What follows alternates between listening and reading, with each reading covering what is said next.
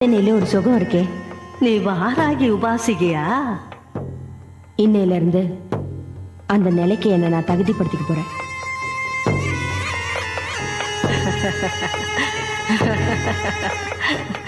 தாயே, வாராகிய பத்தி உனக்கு தெரியுமா?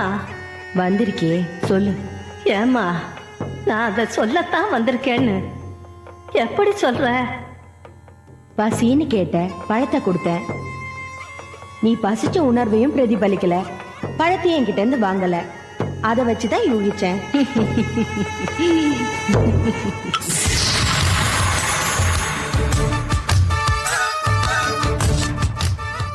யூகம், பிரத்யக்ஷம், அனுபவம்னு 3 கட்டம் இருக்கு.